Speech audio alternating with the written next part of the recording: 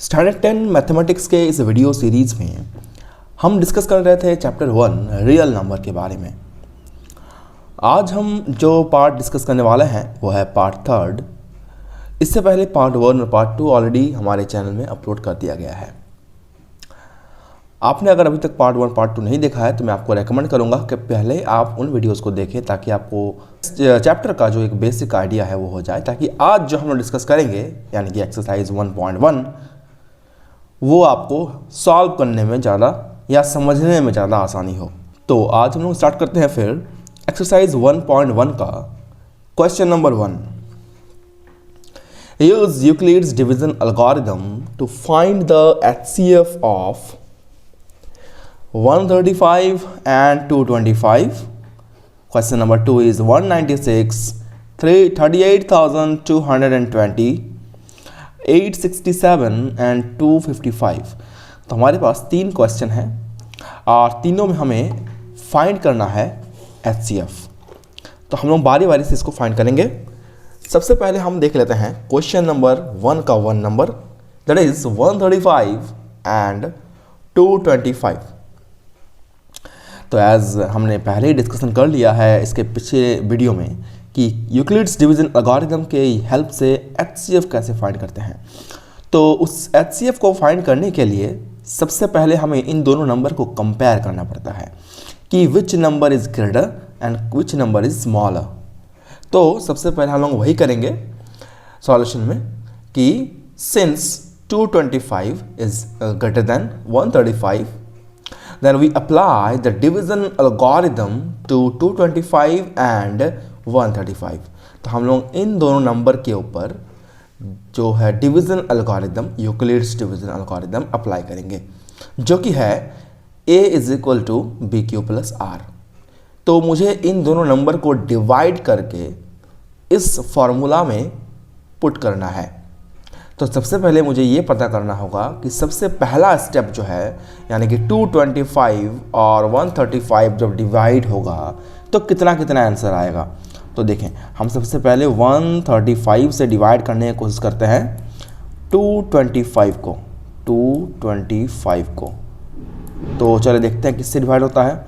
तो 135 3 जा कितना होगा, 5 3 जा 15, 3 3 जा 9, 110 एंड तो वो ज़्यादा हो जा रहा है। तो 135 1 जा करते हैं क्योंकि 135 3 जा ज़्यादा हो जा रहा है, ठीक है। तो 135 1 जा 135, चलें 135 कितना हो जा रहा है हमारा आंसर यहाँ पर, रिमाइंडर 0 और यहाँ आ जा रहा 9। इसके बाद तो डिवाइड नहीं होगा। ये जो हमारा पहला स्टेप हुआ इसे हम लोग सबसे पहले लिख डालते हैं, यानी कुछ ऐसा 225 is equal to 135 into 1, that is हमारा जो यहाँ पर 225 है ये हमारा A हो गया, और जिससे मैंने इस 225 को डिवाइड किया है वो यानी कि 135 is our B in our first step. और क्वेश्चन कितना है, क्वेश्चन हमारा 1 है और रिमाइंडर हमारा 90 है। तो यहाँ का स्टेप आपको समझ में आया होगा। इसके बाद हम बढ़ते हैं नेक्स्ट स्टेप की ओर। नेक्स्ट स्टेप में क्या होता है कि हमारा जो ये 135 है ये A बन जाएगा, ये बन जाएगा A, यानी इसको डाल देंगे हम लोग बीच में, और जो हमारा रिमाइंडर था यानी कि 90 वो हमारा बन जाएगा B। तो 91 जा 90, 91 जा 90, ऑलराइट। तो हमारा यहाँ कितना रिमाइंडर आ रहा है, 5 यहाँ रिमाइंडर बचा और यहाँ पर बचा 4। सो इसके बाद तो डिवाइड नहीं होना चाहिए, तो हम देख लेते हैं कि इसे किस तरह से लिखा जाएगा। So 135 that is our new A and 90 that is our remainder now, but now it becomes our B। जो कि पहले मेरा रिमाइंडर था अब मेरा B बन चुका है। इसके पहले वाले एग्जाम्पल में मैंने ऑलरेडी समझाया है स्टेप बाय स्टेप बहुत बढ़िया से, बहुत अच्छे से। तो आप पहले उन वीडियोस को देखें ताकि आपको एक बेसिक आइडिया हो जाए, ताकि आपको इन चीज़ों को समझने में ज़्यादा आसानी हो। इसके बाद हम लोग क्या करेंगे, हमारा जो अभी तक है ये रिमाइंडर 0 नहीं आया है, और हमने पहले ही बताया था कि जब तक रिमाइंडर 0 नहीं आता है तब तक हम डिवीज़न का जो काम है वो करते जाएंगे। तो अब जो मेरे 90 था ये 90 मेरा हो जाएगा A, और जो ये मेरा रिमाइंडर था 45 ये हो जाएगा मेरा B, और 42 जा 90, अब मेरा रिमाइंडर 0 आ गया। अब इस स्टेप को हम कैसे लिखेंगे, बिल्कुल जैसा हम लोग अब तक 2 स्टेप लिख चुके हैं वैसे ही थर्ड नंबर स्टेप लिखेंगे। 90 is equal to 45 into 2 plus 0। Right, तो यहाँ तक समझ में आ गया होगा आपको। तो अब हम देख सकते हैं कि लास्ट में रिमाइंडर मेरा हो गया है 0। तो अगर मेरा रिमाइंडर 0 आ जाता है और वो जिस नंबर के वजह से आता है, यानी कि जिस नंबर से डिवाइड करने के बाद मेरा 0 आया है रिमाइंडर, वही मेरा HCF होता है। तो यहाँ पर 45 वो नंबर है जिससे डिवाइड करने के बाद मेरा रिमाइंडर 0 आ रहा है। दैट मीन्स हम लिखेंगे therefore HCF of 225 and 135 is equal to 45। 45 is our remainder. अब हम लोग बढ़ते हैं क्वेश्चन नंबर 2 की ओर। क्वेश्चन नंबर 2 हमारा है 196 एंड 38,220। तो सबसे पहला काम हमारा होगा यही, ऐसा जैसे हम लोग यहाँ पर किए हैं, यानी कि since 38,220 is greater than 196। Alright, तो हम लोग क्या करेंगे कि since A is equal to BQ plus R, we apply the division algorithm to 38,220 and 196। इन दोनों में हम लोग यूक्लिड्स डिवीजन एल्गोरिदम को अप्लाई करेंगे। और यूक्लिड्स डिवीजन एल्गोरिदम कहता है A is equal to BQ plus R में सारा फॉर्मूला होना चाहिए। तो चलें, सबसे पहले हम देख लेते हैं कि जो हम इसको डिवाइड करेंगे तो डिवाइड करने पर कितना मिलेगा हमें।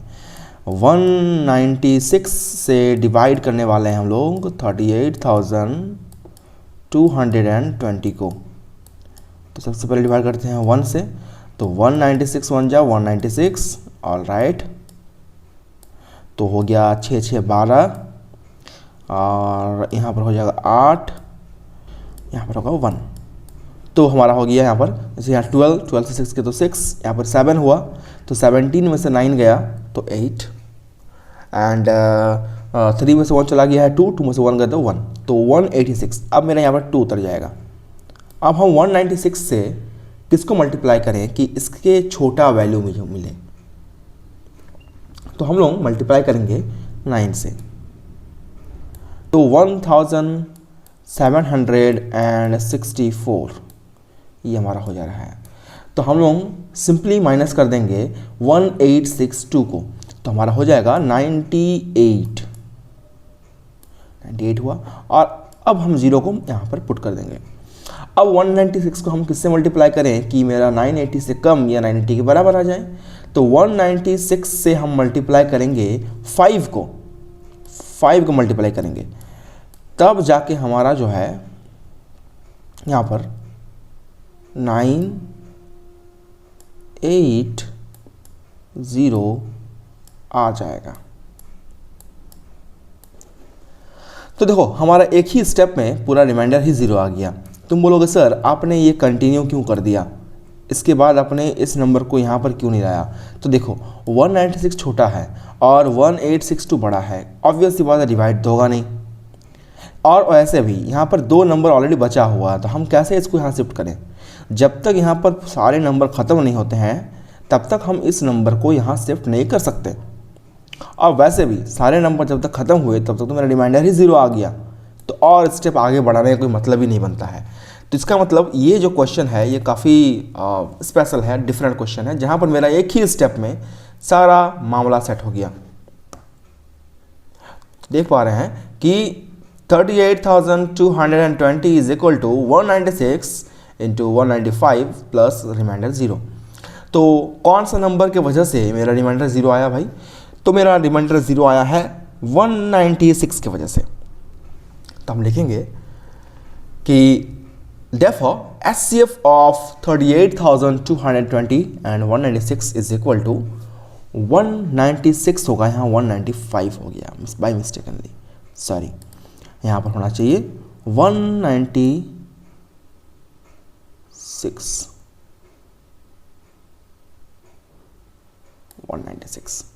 यहाँ पर 196, क्योंकि 196 ही वो नंबर है जिसके वजह से हमारा जो रिमाइंडर है वो 0 आया है।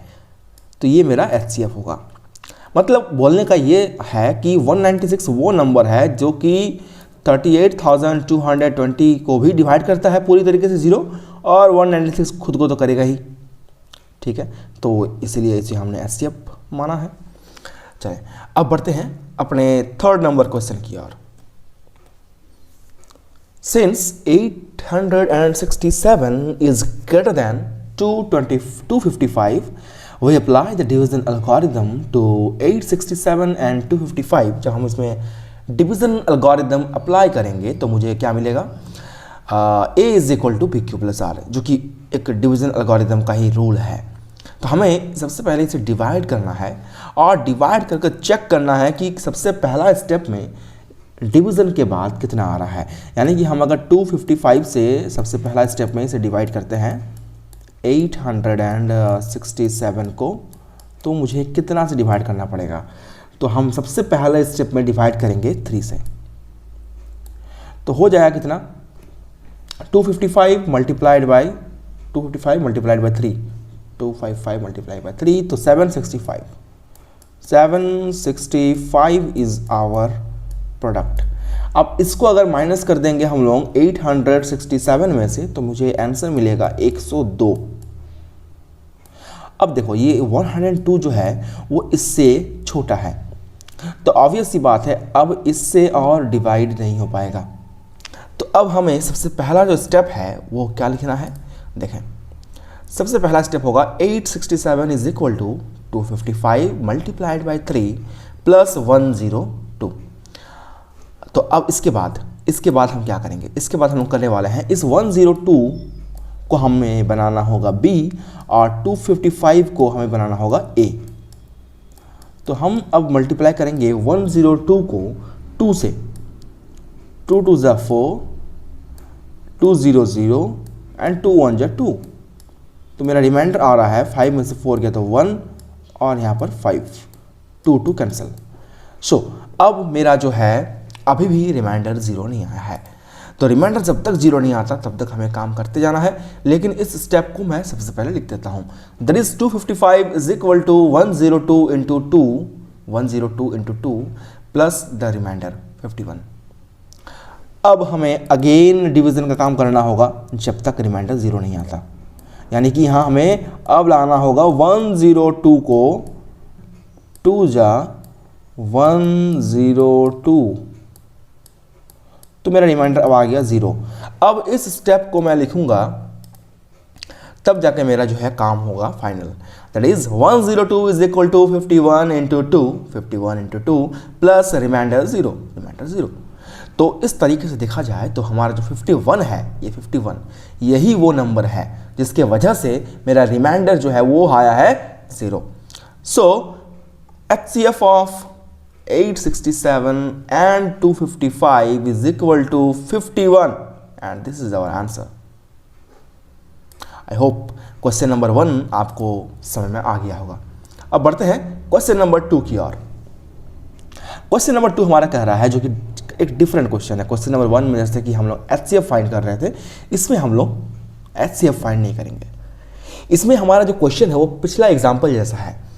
हमें चेक करना है कि कोई भी पॉजिटिव ऑड नंबर अगर हमारे पास है और जो कि 6 से डिवाइड हो रहा है, तो उसका फॉर्मूला कुछ ऐसा होगा 6q + 1, 6q + 3 एंड 6q + 5। तो देखो इसे करने के लिए सबसे पहले हमें सॉल्यूशन लिखना होगा। Let us start with taking a। मतलब a क्या है, a एक पॉजिटिव ऑड नंबर है, पॉजिटिव ऑड नंबर, यानी कि 3 5 7 10 नहीं, 3 5 7 11 9 कुछ भी, ऑलराइट, जो कि 2 से डिवाइड नहीं होता है। ऑलराइट, तो हम इसके बाद क्या करने वाले हैं, देखो तो हमें सबसे पहले तो एक पॉजिटिव ऑड इंटीजर हमने ले लिया है और जो कि a है। ऑलराइट, अब हमें ये चेक करना होगा कि क्या जो भी a के अंदर में स्टोर रहेगा वो क्या 6 से डिवाइड होने के बाद क्या फॉर्मूला ये बनाएगा। चले, तो इसके बाद हम लिखते हैं कि we apply the division algorithm with a। हम a के साथ डिवीजन एल्गोरिदम को अप्लाई करेंगे और जहां पर b का जो वैल्यू होगा वो होगा 6। अब हमको पता है एक बात कि हमने लास्ट क्लास में भी डिस्कशन किया है इसके बारे में कि जब हम इस 6 से इस a को डिवाइड करेंगे तो जो भी मेरा रिमाइंडर आएगा वो हमेशा इस 6 से कम आएगा। जिससे हम डिवाइड करते हैं उससे हमेशा रिमाइंडर को कम आना चाहिए। तो 6 से कम आने का मतलब क्या है कि रिमाइंडर मेरा 0 से बड़ा हो सकता है, 6 से छोटा हो सकता है, ये यहाँ पर बोला गया है। देखिए यहाँ पर तो हमारा इसका मतलब ये साबित होता है कि r का जो वैल्यू होगा वो 0, 1, 2, 3, 4 एंड 5 इनमें से कुछ भी हो सकता है। इनमें से कुछ भी रिमाइंडर हो सकता है। ऑलराइट, तो सबसे पहले मान लेते हैं इसे समझने के लिए एग्जाम्पल के साथ। सबसे पहले सपोज कर लो कि a को तुमने ले लिया है 11, a को तुमने ले लिया है 11। अब तुम इस a को डिवाइड करोगे, किससे डिवाइड करोगे? तो b से। तो b कितना है हमारा? b is our 6। Alright, division algorithm कहता है a is equal to b q plus r होना चाहिए। ठीक है, तो हमारा होगा a is equal to b q plus r करने के लिए हम सबसे पहले डिवाइड करेंगे 6 से 11 को। 6 से 11 को डिवाइड करेंगे तो 6 1 जा 6, ऑब्वियस सी बात है। तो आ गया हमारा रिमाइंडर 5। तो इसके बाद और डिवाइड करना पॉसिबल नहीं है। और जैसा कि मैंने तुम्हें पहले बताया कि रिमाइंडर हमेशा 6 से छोटा होगा। वो 5 भी हो सकता है लेकिन वो 6 का भी नहीं होगा।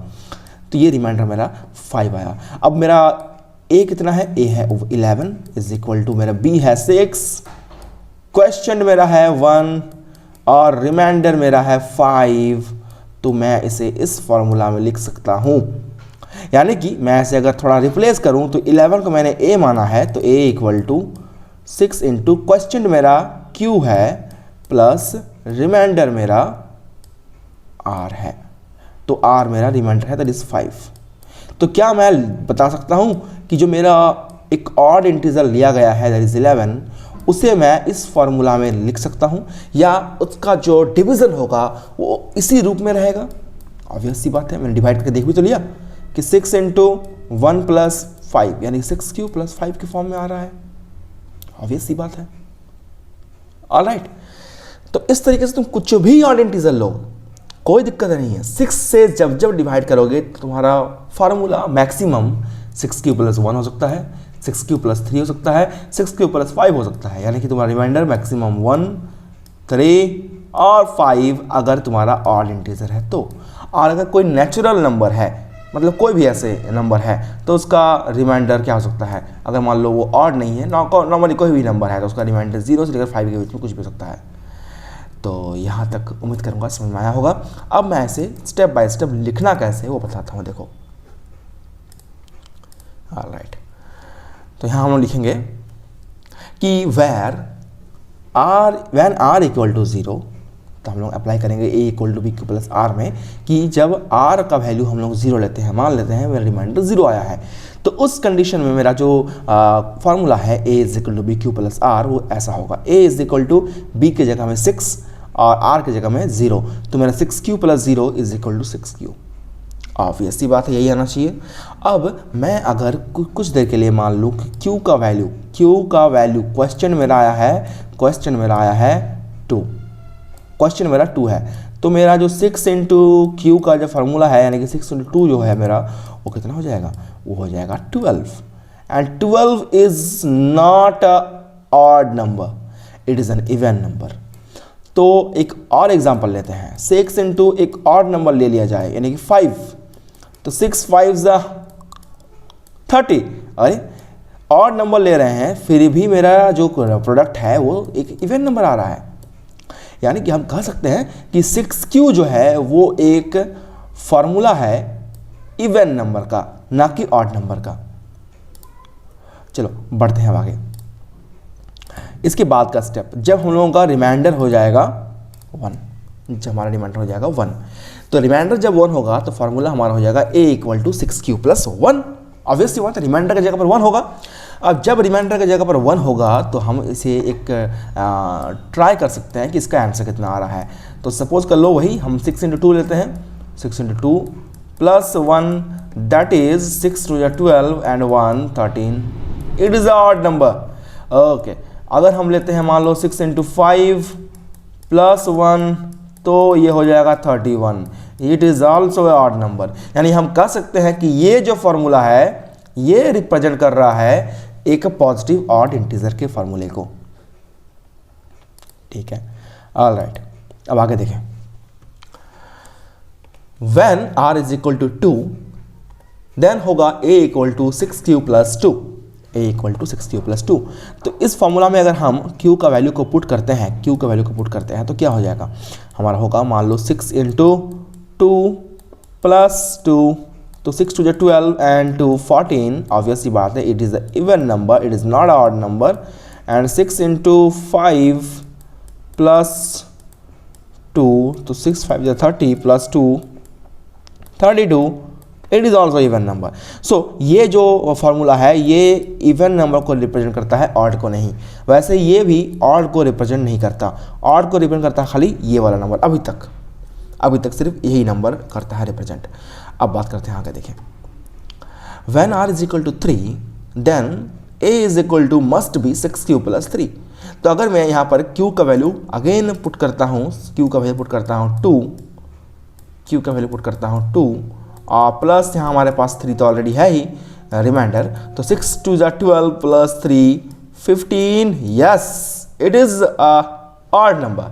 एंड 6 इंटू 5 प्लस 3, तो 6 5 30 plus 3 31, definitely it is a odd number. तो ये जो फॉर्मूला है ये रिप्रेजेंट कर रहा है ऑड नंबर के फॉर्मूला को।